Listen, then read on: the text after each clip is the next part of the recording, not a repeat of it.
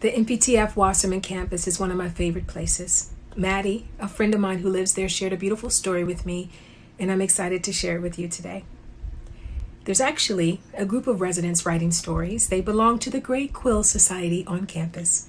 If you enjoyed this reading, I highly recommend you get a copy of their recently published review. If you do, you will quickly appreciate the voice and the wisdom of our older generation. We'd all do well to listen.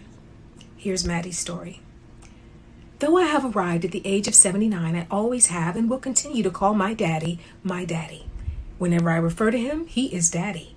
No matter how old or sophisticated I think I may be, he is my daddy. My daddy was a pilot.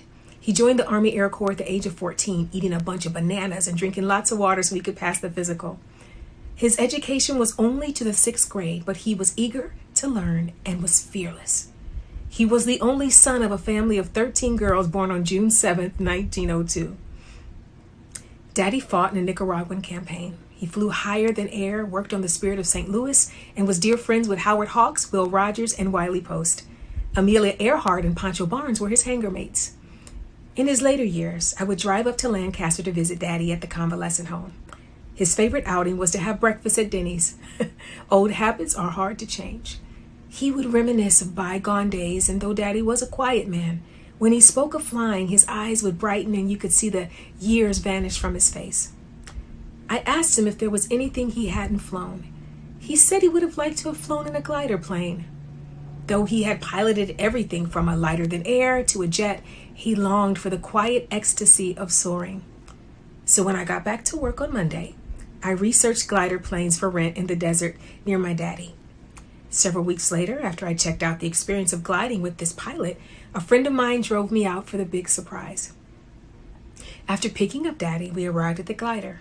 The pilot approached Daddy and they sat and they talked for a long time while the pilot's eyes got bigger and bigger. My daddy told him of his history and why he was thrilled to fly again.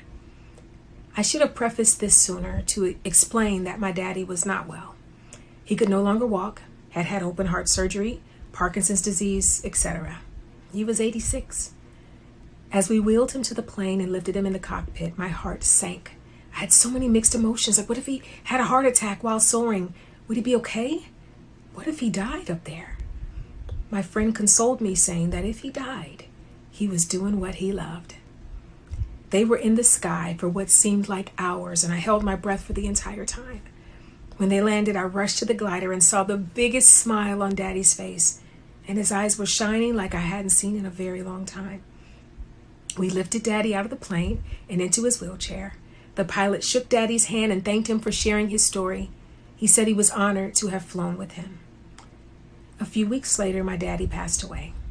My friend helped with the arrangements one must make, and then on his birthday, we took my daddy for his last flight. The pilot slid open his window. My friend read my daddy's favorite poem as I released my daddy's ashes high above where his soul would fly forever. Oh, Madi, what a beautiful story. You are such a loving and caring daughter, and I'm so glad you took the time to write this and to share it. We need to remember the importance of sharing our experiences and to make sure we slow down long enough to really listen. These are the things that connect us. MPTF is an organization that does its very best to listen to its residents, to listen to its members in the greater community, and to take good care of the people who need our help. Please take a minute to visit MPTF online, listen to some other great short stories, and help support this safety net for the entertainment industry.